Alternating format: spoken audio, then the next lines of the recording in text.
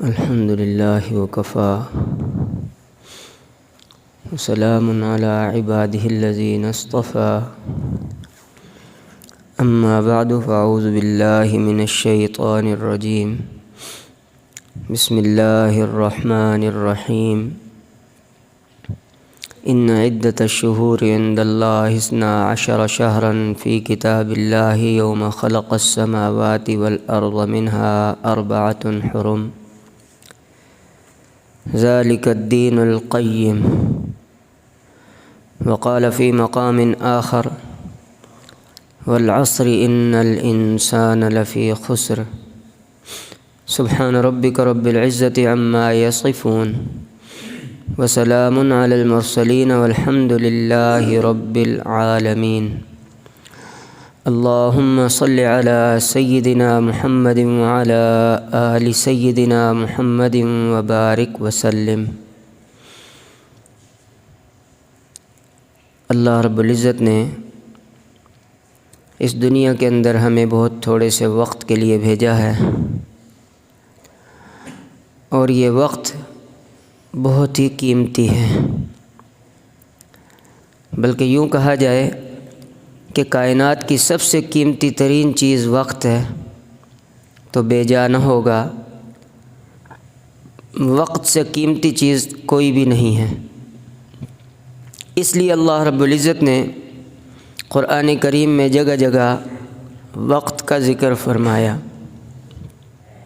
کبھی ارشاد فرمایا والفجر، قسم ہے فجر کی، کبھی ارشاد فرمایا واللیل، قسم ہے رات کی، کبھی ارشاد فرمایا والضحیٰ، قسم ہے دوپہر کی، چاشت کے وقت کی، اور کبھی فرمایا والعصر، قسم ہے عصر کے وقت کی۔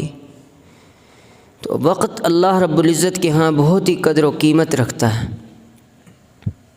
نبی علیہ الصلوۃ والسلام نے ارشاد فرمایا 2 چیزیں ہیں جن سے لوگ بڑے غافل ہیں، غفلت میں پڑے ہوئے ہیں۔ اس میں بھی پہلی چیز آپ صلی اللہ علیہ وسلم نے وقت اور فرصت کا ذکر فرمایا کہ فرصت کے لمحات سے لوگ غافل ہیں، وقت کی قیمتی متاع کو نعوذ باللہ ضائع کرتے چلے جا رہے ہیں۔ الصحت والفراغ، فرمایا صحت کو بھی اس کی بھی پرواہ نہیں کر رہے کہ صحت کے اندر توبہ کرنا، جوانی کے اندر عبادت کرنا، یہ پیغمبری طریقہ ہے۔ قیامت کے دن جو خوش نصیب لوگ اللہ رب العزت کے عرش کے سائے میں ہوں گے، اس میں بھی اللہ رب العزت نے ایک بندے کا ذکر فرمایا کہ نوجوان ہے جس نے اپنی جوانی کو اللہ کی عبادت میں خرچ کر دیا۔ جوانی کے ایام کو، جو فراغت کے ایام ہوتے ہیں، کیونکہ انسان جب بچپن سے جوانی میں قدم رکھتا ہے اور جوانی سے پھر شادی ہو جاتی ہے، پھر اور مصروفیت، پھر بچے ہو گئے اور مصروفیت، تو مصروفیت دن بدن بڑھتی چلی جا رہی ہے۔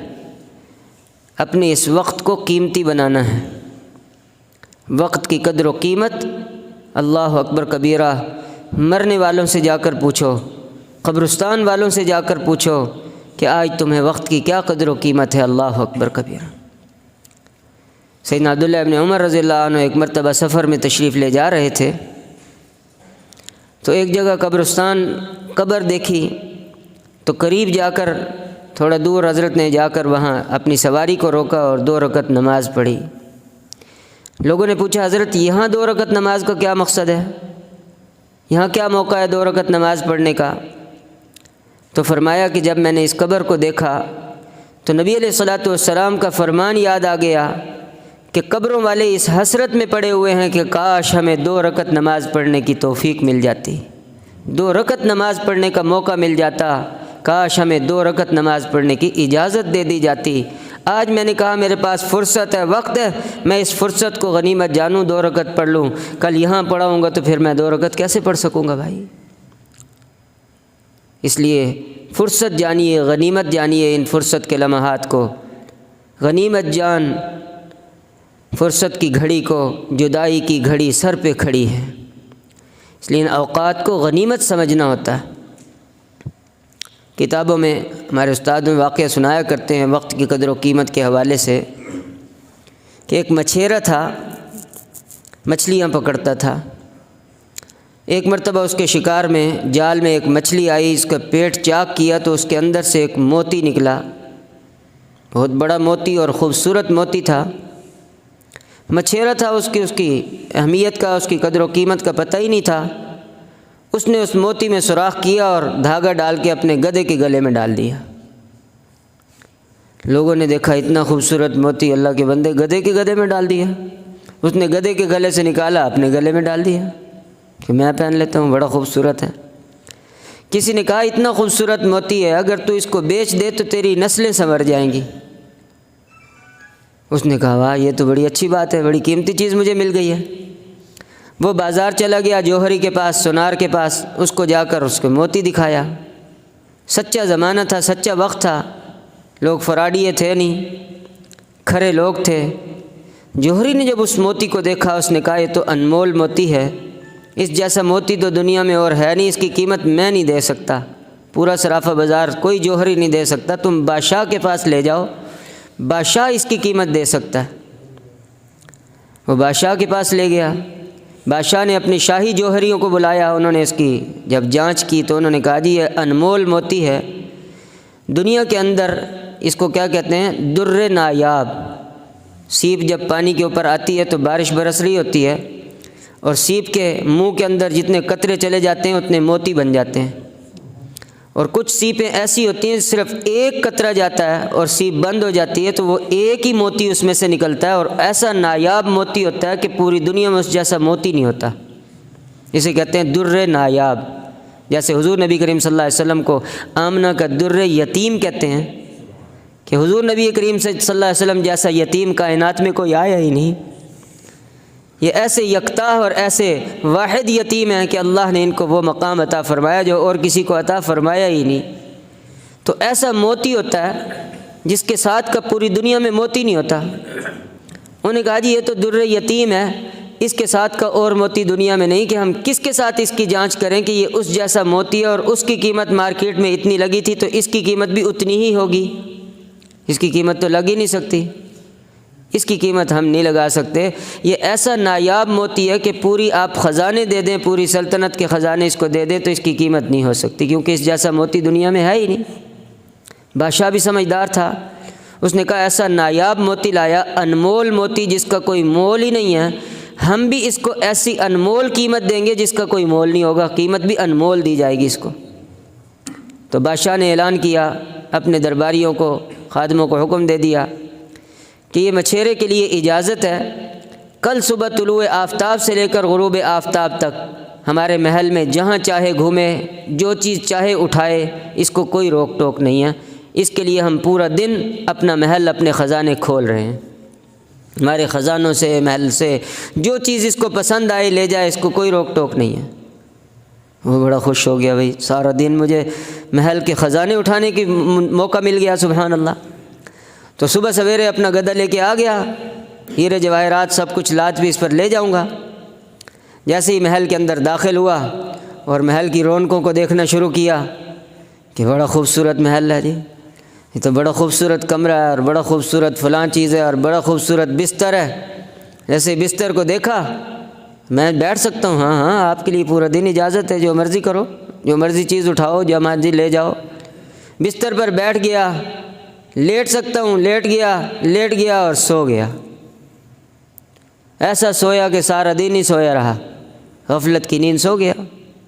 شام ہوئی، سورج غروب ہوا، دربانوں نے اٹھایا اور کان سے پکڑ کے باہر کھڑا کر دیا۔ اب چیخ رہا ہے، چلا رہا ہے کہ میں نے تو یہاں سے سامان اٹھانا تھا، بادشاہ نے مجھے اجازت دی تھی، ہیرے جواہرات، تاج تخت، میرے جو کچھ چاہے وہ لے جا سکتے ہیں، میں نے تو ابھی کچھ اٹھایا نہیں۔ انہوں نے کہا انہوں نے جو وقت دیا تھا وہ وقت ختم ہو گیا، اب تمہیں کچھ اٹھانے کی اجازت نہیں، چلو اب تم باہر نکلو، بادشاہ نے جو وقت دیا تھا وہ وقت ختم ہو گیا۔ اللہ اکبر کبیرہ۔ اب پتہ چلا وقت کتنی انمول دولت ہے بھائی۔ آج ہمارا بھی یہی حال ہے کہ بادشاہ احکم الحاکمین، شہنشاہوں کے شہنشاہ رب العالمین نے سارے جہان کے خزانے ہمارے سامنے رکھ دیے، جو مرضی آئے نیکیاں کماؤ، نیک اعمال کرو، لیکن ہم غفلت کی نیند سو رہے ہیں۔ ہم کیا سمجھ رہے ہیں؟ انہوں نے کہا بڑا دن پڑا، ابھی تو میں بعد میں اٹھا لوں گا، تھوڑی دیر میں آرام کر لوں پھر بعد میں یہ کر لوں گا۔ شیطان انسان کو یہی دھوکہ دیتا ہے کہ ابھی تو میں جوان ہوں، بعد میں یہ عمل کر لوں گا، ابھی تو کوئی عمر کی گزری نہیں، بڑے سال پڑے ہیں، میں بعد میں یہ کام کر لوں گا۔ یہ کرتے کرتے انسان کی زندگی ختم ہو جاتی ہے۔ ایک دن آتا ہے اسرائیل علیہ السلام، کان سے پکڑ کے اٹھا کے دنیا سے باہر نکال دے، چل تیرا وقت ختم ہو گیا۔ اب یہ چیختا اور چلاتا رہے، قال رب ارجعون، پروردگار مجھے واپس لوٹا دیجئے، لعلی اعمل صالحا، تاکہ میں کوئی اعمال صالحہ کر لوں، فاصدق، کوئی صدقہ خیرات کر لوں، واکم من الصالحین، اور صالحین میں شامل ہو جاؤں، میں یہ کر لوں میں وہ کر لوں۔ فرمایا کلا، ہرگز نہیں، یہاں سے واپسی نہیں ہے، یہ تو ون وے ٹریفک ہے، اس ایسی سڑک ہے، اس کا یو ٹرن نہیں ہوتا۔ جو بندہ عالم ارواح سے روح ماں کے پیٹ میں آ گئی وہ واپس عالم ارواح میں نہیں جا سکتی، اور جو بچہ ماں کے پیٹ سے دنیا کے پیٹ میں آ گیا وہ واپس ماں کے پیٹ میں نہیں جا سکتا، اور جو دنیا کے پیٹ سے قبر کے پیٹ میں چلا گیا اور قبر سے واپس دنیا کے پیٹ میں نہیں آ سکتا۔ یہاں واپسی نہیں ہے بھائی، یہاں تو آگے جانا ہے، آگے کی فکر کرنی ہے کہ آگے میرے ساتھ کیا بنے گا۔ اللہ رب العزت ہمیں اس کی فکر نصیب فرمائے۔ اس لیے اللہ رب العزت نے، نبی پاک صلی اللہ علیہ وسلم نے اپنی امت کو، اپنے بندوں کو جگہ جگہ وقت کی اہمیت کا پیغام دیا ہے کہ وقت کی اہمیت اللہ کے ہاں بہت زیادہ ہے۔ آج وقت ہے، اللہ رب العزت کو راضی کر لیں، عبادت کر لیں، اللہ رب العزت کے رضا والے نیک اعمال کر لیں، نبی علیہ الصلوۃ والسلام کی مبارک سنتوں کے عمل کر لیں، لیکن انسان غفلت میں پڑا ہوا ہے۔ حسینہ امام غزالی رحمۃ اللہ علیہ نے، ہمارے حضرت جی دامت القاتل نے اپنی کتاب موت کی تیاری میں یہ واقعہ لکھا ہے کہ سیدنا امام غزالی رحمۃ اللہ نے ایک مثال پیش کی ہے کہ ایک آدمی صحرا کے اندر سفر کر رہا تھا، دوڑ رہا تھا، بھاگ رہا تھا، کہیں جا رہا تھا جنگل سے، کہ اچانک اس کے پیچھے شیر لگ گیا۔ نے دیکھا اوہ شیر میرے پیچھے لگ گیا، تو اس نے دوڑنا شروع کیا اپنی جان بچانے کے لیے کہ اب اس شیر سے کیسے جان بچاؤں، مجھے کوئی راستہ کوئی جگہ مل جائے۔ تو اس نے دیکھا کہ ایک کنواں ہے، کہ اس کنویں میں چھلانگ لگا دیتا ہوں، شیر کنویں میں تو نہیں آ سکتا نا، اوپر سے خود چلا جائے گا تو پھر میں اس سے نکل کے چلا جاؤں گا اپنے گھر۔ کنویں میں چھلانگ لگانے کے لیے جیسے اس میں جھانکا تو کنویں کے اندر ایک بڑا اژدہا ہے جو منہ کھولے، منہ پھاڑ کے اس کے سامنے پڑا ہوا ہے۔ چھلانگ لگاتا تو سیدھا اس کے منہ کے اندر۔ اب کیا، ایک موت سے بھاگ رہا تھا، دوسری موت سامنے آ گئی، مصیبت آ گئی، یہ کیا ہو گیا، اب کیا کروں، پیچھے شیر قریب آ گیا۔ ہمیں اس نے دیکھا کہ اس کنویں کی دیوار کے ساتھ کچھ شاخیں لٹکی ہوئی ہیں، درخت اگ جاتے ہیں نا دیوار کے ساتھ، تو دیوار کے ساتھ ہی لگے ہوتے ہیں، ان کی شاخیں بھی لٹکی ہوتی ہیں۔ تو کہا میں اس شاخوں کو پکڑ کے اس کے ساتھ ہی لٹک جاتا ہوں کہ جتنی دیر میں شیر چلا جائے گا تو میں نکل کے باہر چلا جاؤں گا، شیر کتنی دیر رکے گا وہاں۔ اب وہ شاخوں کو پکڑ کر کنویں کی دیوار کے ساتھ لٹک گیا۔ جب لٹک گیا تو اس نے اوپر دیکھا کہ دو چوہے ہیں، ایک سفید ہے اور ایک سیاہ ہے، اور ان شاخوں کو کتر رہے ہیں، کاٹ رہے ہیں۔ اس کی شاخیں جس کے ساتھ لٹکا ہوا ہے اس کو کاٹا جا رہا ہے۔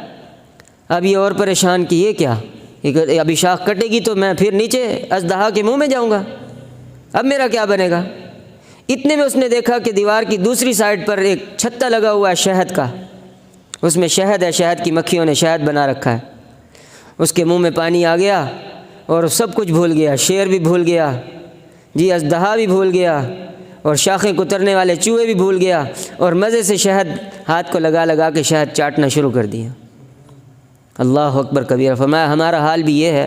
سیدنا امام غزالی رحمۃ اللہ نے پھر اس کی تعبیر پیش فرمائی، فرمایا جو شیر ہے، ہر انسان کی یہ مثال ہے، شیر ہے انسان کی موت ہے جو انسان کے پیچھے لگی ہوئی ہے، جہاں جاتا ہے موت اس کے پیچھے ہے، اس کی جان کبھی چھوڑنے کے لیے تیار نہیں ہے، جب وقت پورا ہوگا یہ موت اس کو دبوچ لے گی۔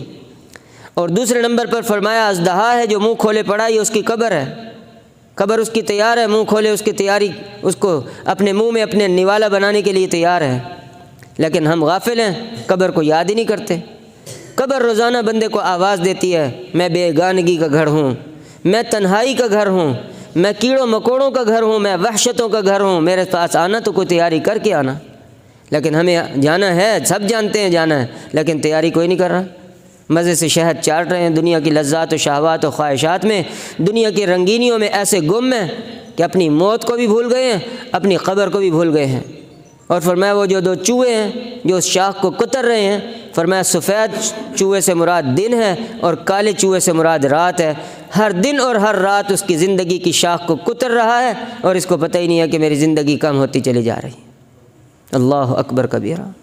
اسی طرح ہماری زندگی کم ہو رہی ہے، ابھی پچھلا سال ختم ہوا، نیا سال شروع ہو گیا، سال ختم ہوتے وقت اللہ اکبر کبیرہ انسان اپنے اعمال کا جائزہ لے کہ گزشتہ زندگی میں کون سے اعمال مجھ سے رہ گئے، اس سال میں میں نے کون کون سے عمل نہیں کیے، اور آئندہ سال میں نے کیا کرنا ہے۔ نیا سال شروع ہونے لگتا ہے تو ہر بندہ اپنی ترتیب بناتا ہے کہ اس سال میں ہم نے کاروبار شروع کرنا ہے، اس سال میں ہم اپنا مکان بنائیں گے، ہم نے سوچا تھا اس سال میں ہم نئی دکان کی برانچ کھولیں گے، پروگرام ہوتے ہیں اس کے کہ بس نیا سال شروع، اگلے سال ہم نے یہ کرنا ہے اور اگلے سال ہم نے وہ کرنا ہے۔ دینی نقطہ نظر سے بھی ہم سوچیں کہ اگلے سال ہم نے کیا کرنا ہے اور پچھلے سال ہم نے کیا کیا، انسان اپنا محاسبہ کرے کہ ہم نے کیا کرنا ہے۔ نیک لوگ اس کی فکر کیا کرتے ہیں، اللہ عزت ہمیں اس کی فکر نصیب فرمائے۔ تو وہ کیا کرتے ہیں، سوچتے ہیں کہ پچھلے سال میری کتنی نمازیں رہ گئی بھائی، پتہ نہیں کتنی نمازیں میں نے قضا کر لیں، اب تک ان کی قضا بھی کر سکا یا نہیں کر سکا۔ پچھلے سال کے میرے کتنے روزے رہ گئے، پتہ نہیں اب تک ان کی قضا کر سکا یا نہیں کر سکا۔ اللہ اکبر کبیرہ۔ تو آئندہ سال کے لیے لائے عمل بنائیں کہ اس سال میں نے کوئی نماز قضا نہیں ہونے دینی، اس سال میں نے کوئی روزہ نہیں چھوڑنا، بلکہ پچھلے سالوں کے روزوں کی قضا اور نمازوں کی قضا پوری کرنی ہے انشاءاللہ۔ کریں ارادہ سارے انشاءاللہ۔ اسی طرح سے تلاوت قرآن پاک کو دیکھیں کہ پچھلا سال پورا گزر گیا، جنوری سے دسمبر تک پورا سال ختم ہو گیا، ہر بندہ سوچے میں نے کتنے قرآن پاک کے ختم کیے۔ ہمارے مشائخ ایک ایک رات میں پورا قرآن ختم کر لیتے، 3 راتوں میں قرآن ختم کر لیتے، اور قرآن کی 7 منزلیں بلائیں، 7 راتوں میں 7 دنوں میں قرآن ختم کر لیتے۔ قرآن کریم کے 30 پارے بنائے، 1 پارہ روز پڑھ کے مہینے میں قرآن ختم کر لیتے۔ اللہ اکبر کبیرہ۔ ہمارے جی دامت کاتب فرماتے ہیں قرآن کریم کے جتنے حقوق ہیں ان حقوق میں ایک حق یہ ہے کہ کم از کم سال میں 2 مرتبہ قرآن پاک ختم کیا جائے۔ ہم سوچیں مہینے میں ہم نے کتنے ختم کیے اور کتنا قرآن پڑھا، سال میں بھی ختم ہوگا کہ نہیں ہوگا بھائی؟ یہ کسی نے فکر کی؟ اب ہم سوچیں کہ آئندہ سال انشاءاللہ ہم نے کتنے قرآن کریم ختم کرنے ہیں۔ ابھی سے بندہ عزم کرتا ہے، پروگرام بناتا ہے کہ اس سال مکان بنانا تو بنا لیتا ہے نا، اس سال ہم نے شادی کرنی ہے تو شادی کر لیتے ہیں نا لوگ۔ اس لیے ہم بھی عزم کریں کہ انشاءاللہ یہ کام ہم نے کرنا ہے، اللہ کی مدد شامل حال ہو جاتی ہے۔ انشاءاللہ اس سال قرآن کریم کے زیادہ سے زیادہ ختم کرنے ہیں، کریں گے انشاءاللہ بھائی۔ گزشتہ سال پر ندامت کے آنسو بہائیں، ہم روئیں، اللہ سے معافی مانگیں کہ اللہ غفلت میں میری زندگی گزر گئی، توبہ استغفار۔ موت سر پہ کھڑی تھی، قبر منہ پھاڑے کھڑی تھی، اور دنیا کی لذات و شہوات میں توبہ استغفار اور خواہشات اور دنیا کی رنگینیوں میں ایسے مست ہوئے، ایسے مگن ہوئے کہ ہمیں اپنی آخرت ہی بھول گئی۔ توبہ استغفار۔ اللہ ہمیں اس کی فکر نصیب فرمائے، اس کی سمجھ نصیب فرمائے اور اس کی تیاری کی توفیق عطا فرمائے۔ اور اسی طرح اپنے گناہوں کو یاد کریں کہ کتنے گناہ اس سال مجھ سے ہوئے، توبہ استغفار۔ میں نے کتنی اللہ کی نافرمانیاں کی، کتنے اللہ کے حکموں کو توڑا۔ اس رات میں تو جو رات تبدیل ہو رہی ہوتی ہے، اس رات میں تو رو کر اللہ سے معافی مانگنی چاہیے تھی کہ گزشتہ سال کے گناہوں کو معاف کروا کے آئندہ نئے عزم کے ساتھ کہ اللہ یہ سال ہمیں تو بغیر گناہوں کے عطا فرما دے۔ کوئی سال، کوئی مہینہ، کوئی دن تو ہمارا ایسا ہو کہ گناہوں سے پاک گزر جائے۔ اللہ اکبر کبیر۔ اس لیے اللہ سے توبہ کرنے کے ایام ہیں کہ ہم اپنے گناہوں کی، گزشتہ سال کے گناہوں کی اللہ سے معافی مانگیں، توبہ کریں اور آئندہ کے لیے نیکی، تقوی، طہارت والی زندگی گزارنے کی نیت کریں، ارادہ کریں کہ اللہ ہمیں اس سال اچھے سے اچھے اعمال کرنے کی، نیک اعمال کرنے کی اللہ ہمیں توفیق نصیب فرما دے۔ تو ان چیزوں کا پروگرام بنانا ہوتا ہے، لیکن اللہ معاف کرے، توبہ استغفار۔ جاہل اقوام، جاہل قومیں ہیپی نیو ایئر کے نام سے پتہ نہیں کن کن فحاشی عیاشی کے نام پر اس رات کو خوشی کے طور پر مناتے ہیں کہ نیا سال شروع ہو رہا ہے۔ یہ نہیں دیکھ رہے کہ گزشتہ سال گم ہو گیا ہے، ختم ہونے کو نہیں دیکھ رہے، یہ دیکھ رہے ہیں نیا سال شروع ہو رہا ہے، اس کی خوشی منا رہے ہیں۔ یہ نہیں سوچ رہے کہ گزشتہ سال میں کتنا نقصان ہو گیا، اس نقصان کا افسوس کون کرے گا بھائی؟ گزشتہ سال میں مجھ سے کون کون سے اعمال رہ گئے، ان کی فکر کون کرے گا؟ یہ فکر نہیں ہوتی۔ خوشی منانے کے چکر میں توبہ استغفار۔ ہر قوم کے تہوار کے دن ہوتے ہیں، خوشیاں مناتی ہیں قومیں، یہ انسانی فطرت ہے۔ اللہ رب العزت نے فطرت کو تبدیل نہیں کرے، فطرت بنائی ہے، وہ فطرت تہوار کو، خوشی منانے کو پسند کرتی ہے، اچھا سمجھتی ہے۔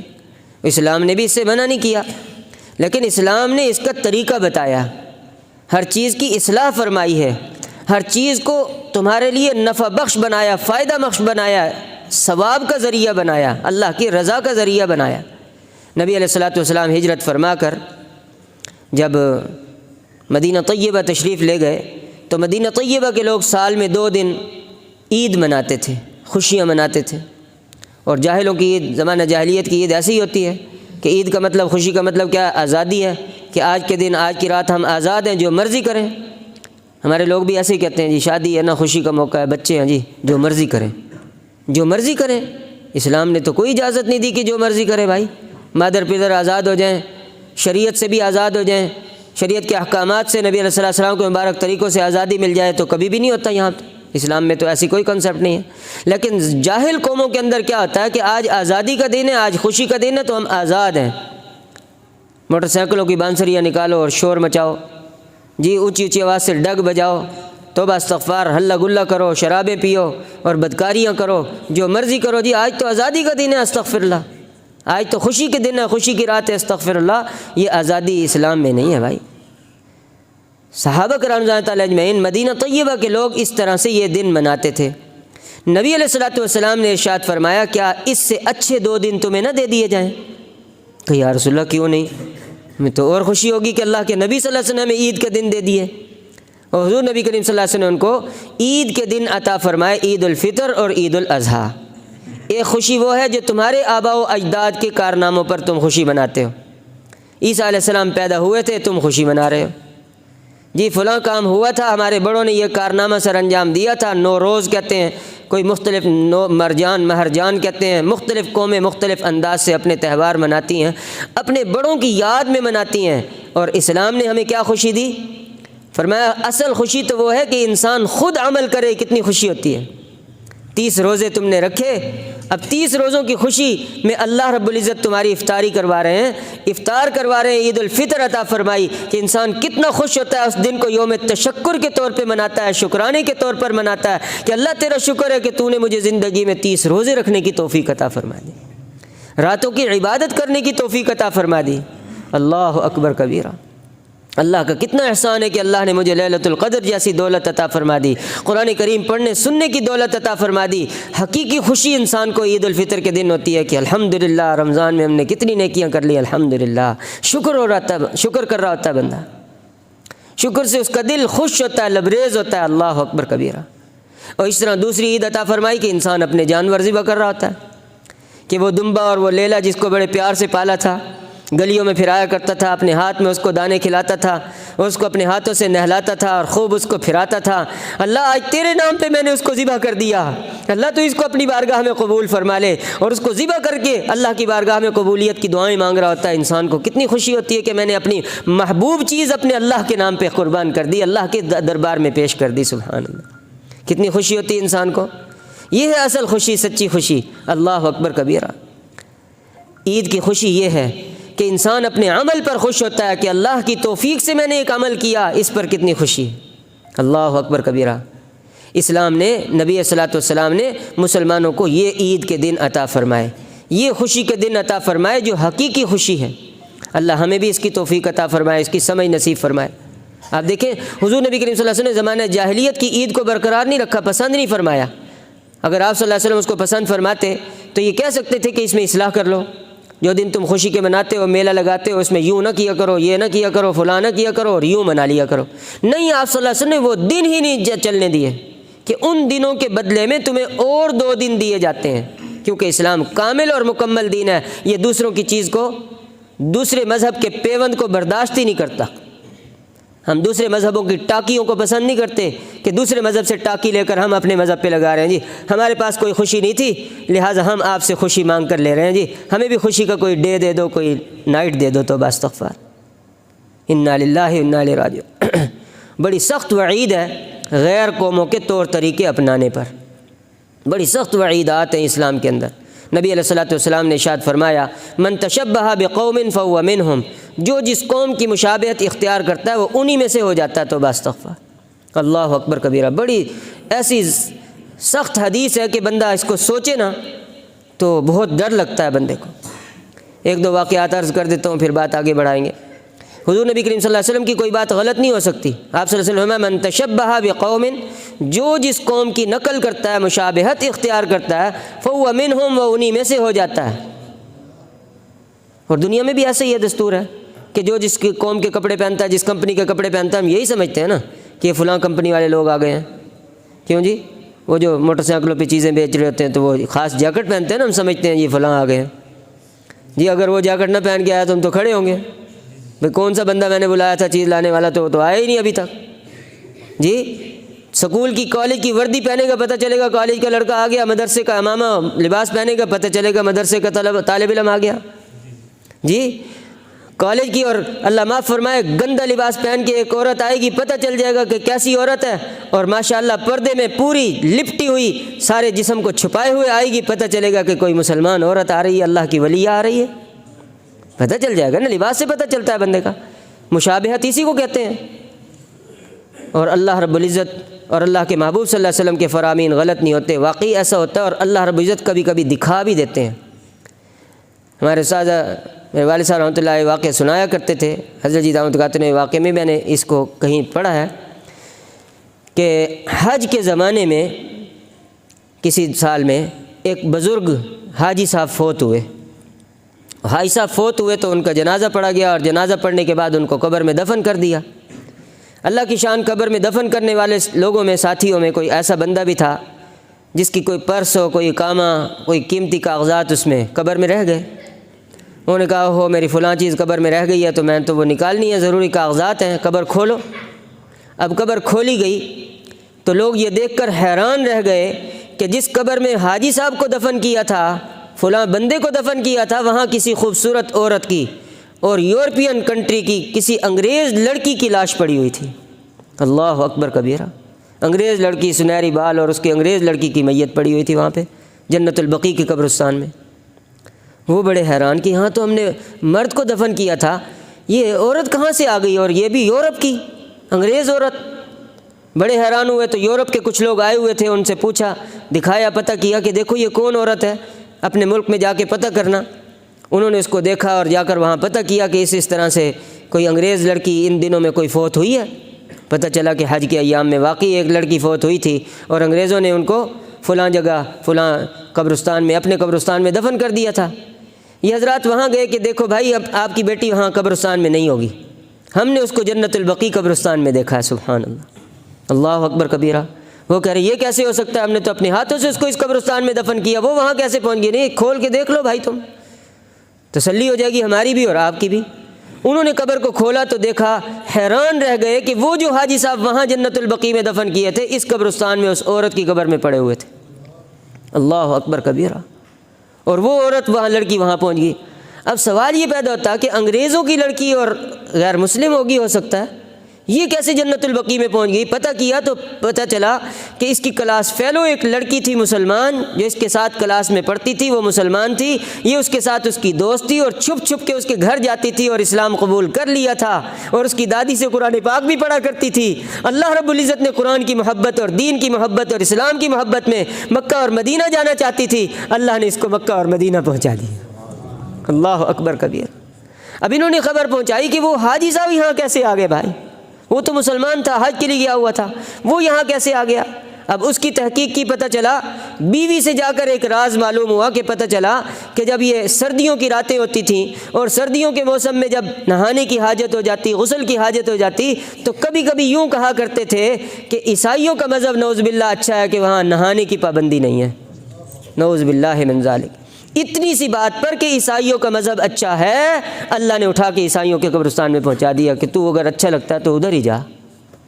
آپ بتاؤ بھائی، ہمارے حضرت جی دعوت قاتل نے ایک واقعہ سنایا کہ ایک نیک آدمی فوت ہو گیا، توبہ استغفار، کسی نے خواب میں دیکھا وہ جہنم میں پڑا ہوا ہے، توبہ استغفار، ہندوؤں کے قبرستان میں پہنچ گیا، ہندوؤں کے ساتھ وہ پھر رہا ہے، ہندوؤں کی جہنم میں پہنچ گیا۔ انہوں نے کہا تو کیسے پہنچ گیا اللہ کے بندے، تو نیک آدمی تھا۔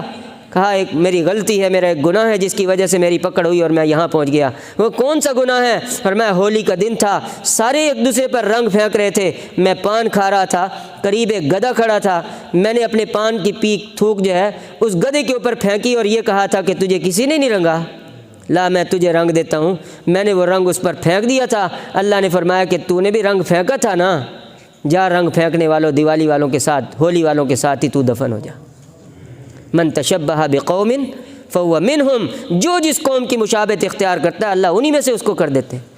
اور حدیث پاک کا مفہوم ہے کہ جو بندہ نوروز نو مرجان یہ دن منائے گا توبہ استغفار، اور ان ڈیز کی یعنی غیر قوموں کی نقل کرتے ہوئے ان دن کی مبارکبادیں دے گا اور ان کی خوشی منائے گا اور اس طرح سے کچھ کرے گا، تو فرمایا قیامت کے دن انہی میں کھڑا کر دیا جائے گا، قیامت کے دن اسی قوم کے ساتھ کھڑا کر دیا جائے گا۔ آج ہم سوچیں ہمارے بچے ہمارے بچیاں کیا کر رہے ہیں، نیو ایئر نائٹ میں کیا کر رہے ہیں؟ مسلمان ہیں، مسلمانوں کا ملک ہے بھائی، اور مسلمان ان کے ڈیز منا رہے ہیں۔ کیا انہوں نے بھی آپ کی کبھی عیدگاہ میں آ کے عید نماز پڑھی ہے؟ سوچیں ہم نے کوئی سکھ عید نماز پڑھنے آیا جی آپ کا خوشی کا دن ہے، ہم آپ کے محلے میں رہتے ہیں، ہم نے کہا چلو آج ہم بھی عید نماز پڑھیں گے آپ کے ساتھ، آج ہم بھی اپنے جانور ذبح کریں گے۔ ہندوؤں نے کہا ہم بھی تمہارے ساتھ گائے ذبح کریں گے، کیا کبھی انہوں نے؟ اور ہم کتنے بے وقوف ہیں بھائی، ان کی بسنت منا رہے ہوتے ہیں، ان کی ہولیاں دیوالیاں منا رہے ہوتے ہیں۔ توبہ استغفار، کتنی بڑی بری بات ہے۔ نبی علیہ الصلوۃ والسلام کے فرامین کا یقین نہیں ہے، یوں کہا جائے اور کیا کہا جائے بھائی، کہ نبی پاک صلی اللہ علیہ وسلم سے کیا ارشاد فرمایا کہ جو بندہ ان کی نقل کرے گا فہو منہم، وہ انہی میں سے ہو جائے گا۔ توبہ استغفار، اللہ ہمیں اس کی فکر نصیب فرمائے کہ ہمارے بچے انہی میں نہ کھڑے کر دیے جائیں۔ ہم نے تو اس کا نام رکھا عبداللہ، عبد الرحمن، محمد، احمد، اور قیامت کے دن کھڑا کر دیا جائے ان کو یہود و نصارہ میں، کافروں میں۔ توبہ استغفار، تو کیا بنے؟ کیوں اپنی اولاد کو ہم جہنم میں دھکیل رہے ہیں بھائی؟ اللہ ہمیں اس کی فکر نصیب فرمائے۔ اور بڑی سخت وعید ہے اس قسم کی، یہ جو تقریبات ہوتی ہیں گناہوں کا مجموعہ ہوتی ہیں، نعوذ باللہ من ذالک، استغفر اللہ، ایسے ایسے گناہ ہیں جن کی بندہ تصور نہیں کر سکتا۔ ایک حدیث ہے نبی پاک صلی اللہ علیہ وسلم نے ارشاد فرمایا کہ میری امت میں بھی بندر اور خنزیر بنا دیے جائیں گے لوگ۔ توبہ استغفار، سابقہ امتوں نے گناہ کیے، اللہ نے ان کی شکلیں بگاڑ دی، ان کو بندر اور خنزیر بنا دیا۔ سنے ہوئے نا واقعات آپ نے، قرآن کریم میں آتے ہیں، لعن الذین کفروا من بنی اسرائیل علی لسان داؤد و عیسی ابن مریم، اللہ رب العزت نے لعنت کی بنی اسرائیل پر داؤد علیہ السلام اور عیسیٰ علیہ السلام کی زبانی، اور ان پر کیا اللہ کا عذاب آیا؟ وجعل من القردۃ والخنازیر، خدا نے ان کو بندر اور خنزیر بنا دیا۔ توبہ استغفار، رات کو سوئے تھے انسان تھے، صبح اٹھے تو بندر تھے۔ نبی علیہ الصلوۃ والسلام کی دعاؤں کی برکتیں، اللہ کے محبوب صلی اللہ علیہ وسلم روتے رہے، ساری ساری رات آنسو بہاتے تھے کہ اللہ میری امت پر سابقہ امتوں والے عذاب نہ آئے۔ آج ہماری شکلیں بگڑ نہیں رہیں، لیکن فرمایا آخر زمانے میں میری امت میں بھی فسخ اور مسخ ہوگا، جیسے وہ زمین میں دھنسا دیے گئے تھے، میری امت کے لوگ بھی اسی طرح زمین میں دھنسا دیے جائیں گے، جیسے ان کی شکلیں بگڑ گئی تھیں، شکلیں مسخ ہو گئی تھیں، میری امت کی شکلیں بھی مسخ ہوں گی۔ دعاؤں کا اثر کب تک چلے گا؟ کتنی نافرمانیاں کرو گے بھائی، کتنا ہم اللہ کے نبی صلی اللہ علیہ وسلم کا دل دکھائیں گے، آخر ناراض ہو کر منہ پھیر لیں گے تو پھر کیا بنے گا ہمارا؟ کون چھڑوائے گا ہمیں؟ فرمایا میری امت میں بھی مسخ اور فسخ ہوگا، شکلیں بگڑیں گی۔ یا رسول اللہ کیسی شکلیں بگڑیں گی؟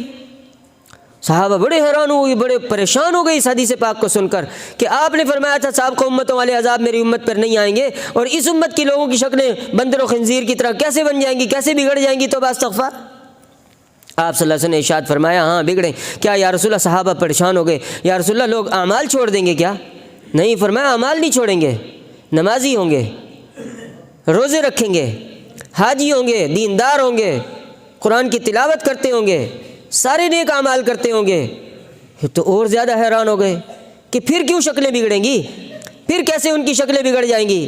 یا رسول اللہ پھر کس وجہ، کس عمل کی وجہ سے ان کی شکلیں بگڑ جائیں گی؟ آپ صلی اللہ علیہ وسلم نے ارشاد فرمایا موسیقی کے دل دادا ہوں گے، ان کو گانے بجانے بہت پسند ہوں گے۔ توبہ استغفار۔ اور حدیث پاک کے الفاظ ہیں، آج کے دور حاضر کے تناظر میں اس کا بندہ ترجمہ نیو ایئر نائٹ بھی کر سکتا ہے۔ ہمارے حضرت فرماتے ہیں نیو ایئر نائٹ بھی اس کا ترجمہ کیا جا سکتا ہے۔ حضور صلی اللہ علیہ وسلم ایک حدیث پاک کے الفاظ ہیں، پوری پوری رات اتنے گناہوں کے دل دادا ہوں گے، اتنا ان کو گانا بجانا پسند ہوگا کہ پوری پوری رات اس میں غرق کر دیں گے۔ توبہ استغفار۔ کیوں جی؟ نیو ایئر نائٹ پوری رات ہی ہوتی ہے نا، پروگرام بنتے ہیں، 10 بجے سے پروگرام شروع ہوگا اور اتنے بجے یوں ہوگا اور 12 بجے یوں ہوگا تو پھر یوں ہوگا۔ توبہ استغفار۔ ہر قسم کی خرافات اس میں کی جاتی ہیں، فرمایا پوری پوری رات اس میں گزار دیں گے، یہ ایسے بد نصیب لوگ ہوں گے۔ توبہ استغفار۔ رات کو سوئیں گے تو انسان، صبح اٹھیں گے تو چہرے ان کے مسخ ہو چکے ہوں گے۔ استغفر اللہ۔ کیوں ہم اس وعید سے نہیں ڈرتے بھائی؟ ہماری شکلیں بگڑ جائیں کیا بنے گا؟ اور شکلیں بگڑ بھی رہی ہیں بھائی، اللہ معاف کرے تو بس اللہ کے نبی صلی اللہ علیہ وسلم کو فرمان غلط نہیں ہو سکتا۔ کبھی اسپتالوں میں جا کے دیکھو لوگوں کی شکلیں کیسے بگڑ گئی، کسی کے چہرے پر کسی نے تیزاب ڈال دیا، کسی کے چہرے پر چیچک نکل آئی، کسی کے چہرے پر کینسر کے، کسی کے چہرے پر پتہ نہیں کس کس چیز کی مصیبتیں آئیں، توبہ استغفار، آج چہرہ دیکھنے کے قابل نہیں ہے۔ ایسی میتیں آتی ہیں، ایسے جنازے آتے ہیں، لوگ منہ نہیں دکھاتے، یہ منہ دیکھنے کے قابل نہیں ہوتا بھائی۔ ہم کیا سمجھتے ہیں ہمارے ساتھ ایسا نہیں ہوگا؟ ہم اسی جہان میں نہیں رہتے؟ ڈرو اس وقت سے، واتقوا فتنة لا تصیبن الذین ظلموا منکم خاصہ، اس وقت سے ڈرو کہ خاص ظالموں پر ہی عذاب نہیں آئے گا۔ جب اللہ کا عمومی عذاب آتا ہے پھر اللہ معاف فرمائے بروں کے ساتھ نیک بھی رگڑے جاتے ہیں، استغفر اللہ۔ اس لیے اس برائی سے ان کو روکنا ہے۔ اسلام نے یہ طریقہ نہیں سکھایا۔ اسلام میں بھی نیا سال شروع ہوتا ہے، اصل تو دونوں سال، دونوں تاریخیں ہماری تاریخیں ہیں، کیونکہ ہماری اسلامی عبادات کا تعلق دونوں تاریخوں کے ساتھ ہے۔ عیسوی تاریخ کو بھی ہمیں یاد رکھنا ہوتا ہے اور چاند کی قمری تاریخ کو، ہجری تاریخ کو بھی ہمیں یاد رکھنا ہوتا ہے، کیونکہ ہماری عیسوی تاریخ کے ساتھ ہماری عبادات، روزمرہ کی عبادات کو اللہ نے اس کے ساتھ جوڑا ہے کہ سورج طلوع ہوگا تو نماز، یعنی فجر طلوع ہوگی تو فجر کی نماز کا وقت ہوگا، سورج طلوع ہوگا تو نماز کا وقت ختم ہوگا، زوال کا وقت، سورج کا زوال ہوگا تو ظہر کا وقت شروع ہوگا، سایہ اتنا ہوگا تو عصر کا وقت شروع ہوگا، سورج غروب ہوگا تو مغرب کی نماز پڑھیں گے۔ ہمارا سورج کے ساتھ شمسی تعلق بھی ہے، اور شمسی تاریخ کو یاد رکھنا اور اس کا حساب کتاب رکھنا بھی مسلمانوں کے لیے ضروری ہے، لیکن اس سے زیادہ ضروری قمری تاریخ کا یاد رکھنا ہے۔ ہمارا اصل سال کون سا ہے؟ ہجری سال ہے، جس کے ساتھ ہماری عبادات متعلق ہیں کہ اللہ رب العزت نے اسی سالوں میں ان عدت الشہور عند اللہ 12 شہرا یوم خلق السماوات والارض، جس دن اللہ نے آسمان و زمین بنائے تھے، اس زمانے میں اللہ نے یہ نظام بنا دیا تھا کہ اس دنیا کے اندر سال جو ہوگا 12 مہینے کا ہوگا، اور 12 مہینوں میں 4 مہینے حرمت والے ہوں گے، اور رمضان کا مہینہ ہوگا، روزوں کا مہینہ ہوگا، قربانی کے دن ہوں گے، حج کے دن ہوں گے۔ ان دنوں کو اللہ رب العزت نے کس کے ساتھ جوڑا ہے؟ ہجری اور قمری سال کے ساتھ جوڑا۔ آج کس سے پوچھو بھائی آج ہجری چاند کی کیا تاریخ ہے، پتہ ہی نہیں ہوگا۔ کیسے ہم روزے رکھیں گے بھائی؟ کیسے ہم اپنی زکوٰۃ ادا کریں گے؟ کیسے حج کی تیاری کریں گے؟ ہمارے بڑے ایک ایک دن گنتے تھے کہ حج میں اتنے دن رہ گئے، رمضان میں اتنے دن رہ گئے، آج ہمیں یاد ہی نہیں کہ کون سا مہینہ ہے اور کتنے مہینے رہ گئے رمضان آنے میں۔ اس تاریخ کو یاد کرنا بھی ضروری ہے۔ اور اس طرح اسلامی سال جب تبدیل ہوتا ہے، آپ دیکھیں غیروں کا سال تبدیل ہوتا ہے، رات کو 12 بجے وہ بم بجاتے ہیں، پٹاخے بجاتے ہیں، شرابیں پیتے ہیں، ہلہ گلہ کرتے ہیں، اور آپ غور کریں کہ اسلام کا سال جب تبدیل ہوتا ہے تو کیا شان ہوتی ہے اس کی۔ آپ نے کبھی غور کیا؟ ذی الحجہ کا سورج اسلامی سال کب تبدیل ہوتا ہے؟ غروب آفتاب کے ساتھ۔ آپ کو پتہ ہے نا، روزہ کھولتے ہیں، ادھر غروب آفتاب ہوا، دن ختم ہو گیا اور رات شروع ہو گئی، اگلی تاریخ ہماری کب تبدیل ہوتی ہے؟ شام کو سورج غروب ہونے کے ساتھ تبدیل ہوتی ہے۔ ادھر ذی الحجہ کا آخری سورج غروب ہوا اور ادھر نئے سال کی محرم الحرام کی یکم کا چاند نظر آیا، اور ادھر مؤذن نے اللہ اکبر کی صدائیں بلند کرنی شروع کر دی۔ یہ ہے مسلمانوں کا استقبال کہ ایک سال جا رہا ہے، نیا سال شروع ہو رہا ہے، تو اس کا استقبال ہم کس چیز سے کر رہے ہیں؟ اللہ کی بڑائی کا اقرار کر رہے ہیں۔ نبی علیہ الصلوۃ والسلام کی رسالت کے نغمے سارے جہان کو سنائے جا رہے ہیں۔ اشہد ان محمد الرسول اللہ، اللہ کی بڑائی کا گیت گائیں گے، اللہ کے احکامات پر چلیں گے، اللہ عزت کے حکموں کو پورا کریں گے، یہ ہمارا سال کامیاب ہوگا، پچھلے سال کی خطائیں معاف ہوں گی، اگلے سال نیک اعمال کی توفیق ہوگی۔ اشہد ان محمد الرسول اللہ، محمد صلی اللہ علیہ وسلم کے طریقوں میں اور محمد صلی اللہ علیہ وسلم کی غلامی میں، محمد صلی اللہ علیہ وسلم کی مبارک سنتوں میں کامیابی ہے۔ ابھی سے ہم اعلان کر رہے ہیں کہ محمد صلی اللہ علیہ وسلم کا زمانہ ہے، نبی پاک صلی اللہ علیہ وسلم کی برکت سے اگر ہم اس سال کو اللہ کے نبی صلی اللہ علیہ وسلم کی غلامی میں گزاریں گے، اللہ اس سال میں بھی تمہیں کامیابی نصیب فرمائیں گے۔ اسلامی سال کا آغاز کس سے ہو رہا ہوتا ہے بھائی؟ اذان سے ہو رہا ہوتا ہے، اللہ کی بڑائی کے بول بول کر ہو رہا ہوتا ہے، نبی پاک صلی اللہ علیہ وسلم کی غلامی کا اقرار کر کے ہو رہا ہوتا ہے۔ اللہ ہمیں اس کی توفیق عطا فرمائے۔ اس سال کو بھی ہم ایسے گزارتے ہیں نا، اس سال کو بھی رات کو ہم رو رو کر اللہ سے معافی مانگ رہے ہوتے ہیں کہ میری زندگی کا ایک سال کم ہو گیا، اللہ تو میری ان خطاؤں کو معاف فرما دے، اور بقیہ زندگی پتہ نہیں زندگی کا ہمارے آخری سال ہو بھائی، یہ سال ہماری موت کا سال بھی تو ہو سکتا ہے نا۔ تو اس سے پہلے کہ موت آ جائے، ہم موت سے پہلے اپنے گناہوں کی توبہ کر لیں، معافی مانگ لیں۔ اللہ رب العزت مجھے اور آپ کو، ہم سب کو یہ فکر نصیب فرما دے، اور موت کے آنے سے پہلے توبہ کی توفیق نصیب فرما دے۔ کریں گے نا سارے بھائی توبہ؟ ہم توبہ، خود بھی توبہ کریں، نئے سال کے آغاز میں نئے عزائم کے ساتھ اللہ کے سامنے درخواست کریں کہ اللہ تو ہماری مدد فرما، اس نئے سال میں ہمیں نیکی کے نئے اور اچھے سے اچھے کام کرنے کی توفیق عطا فرما۔